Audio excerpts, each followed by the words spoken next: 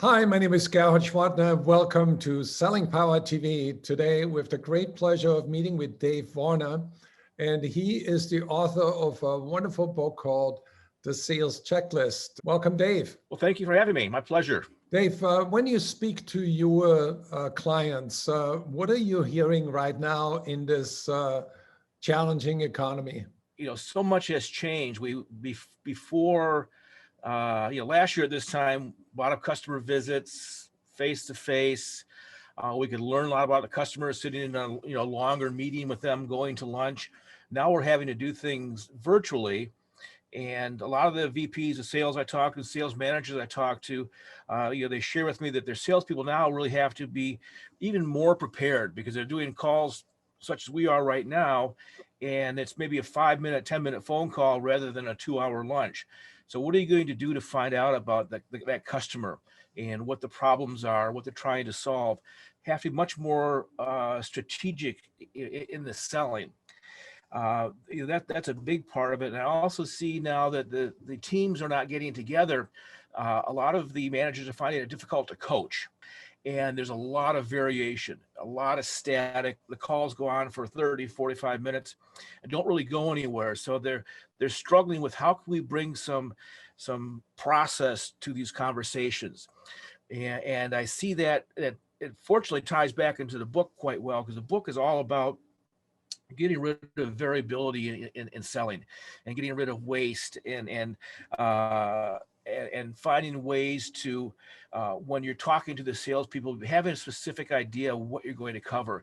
Let the salespeople know what you're going to cover. That's really what the checklist does. It takes away the variability we have in execution. And the way I like to think about it, so if somebody's saying, well, is this for me or not?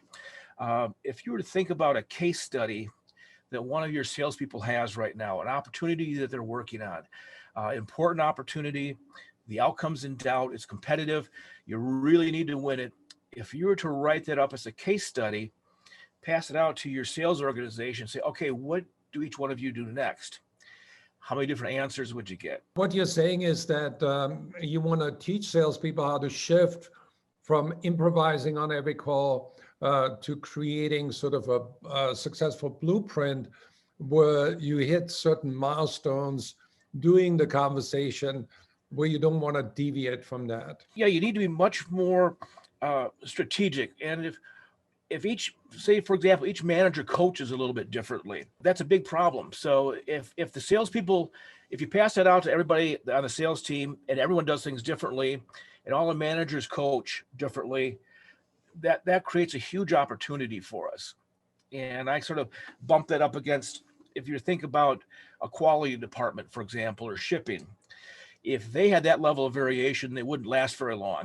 One of the things that I find that salespeople are missing is having a call for action, but not just action in terms of close, but also action. What is the next step in the process? Or, a lot of salespeople forget to set an appointment for the next call. When a salesperson goes on a sales call, he or she should know, what action do I want based on this call?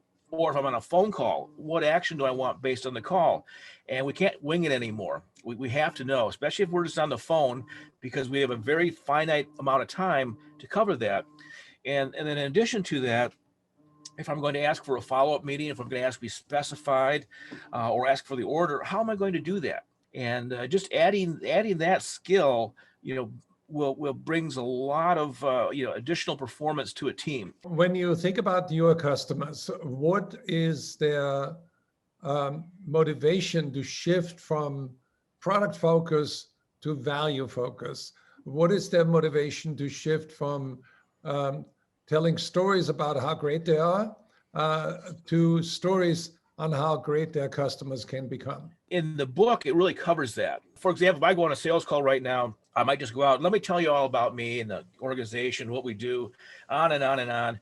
Well, with the checklist, that comes later. First of all, are we even a fit? Are you somebody I sell to? And then if you are going down the checklist, well, what's the trigger event? Is there a reason for you to make a buying decision?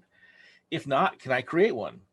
But if there's not one, I can spend all the time in the world sharing with you about what I do, and it's not going to be a fit. And what that's leading to these days, we have a 75% failure rate in sales. And that's that's huge. We need to look at how do we get away from that. And part of the way we do that is embracing the idea of we don't have a sweet spot with everybody. If we can identify up front the opportunities to walk away from it, do it in an intelligent, informed basis. Again, ask your sales team. If you were to ask everybody on your team, give me 5 criteria that make for a good fit for one of our customers. If they're not a good fit, all that means is we're going to spend a lot of time, resources, emotional capital. And if we end up getting a sale by some chance, it's very, very low margin. Versus if we have the discipline up front to say, maybe we should disengage from this and go find some net new business. Well, you have a lot to offer, and your book is a very good guide for salespeople to become more action focused. How can people reach you? They can, reach me through the website. And you can go to Amazon.com and get the sales checklist. I highly recommend that book. Well, thank you.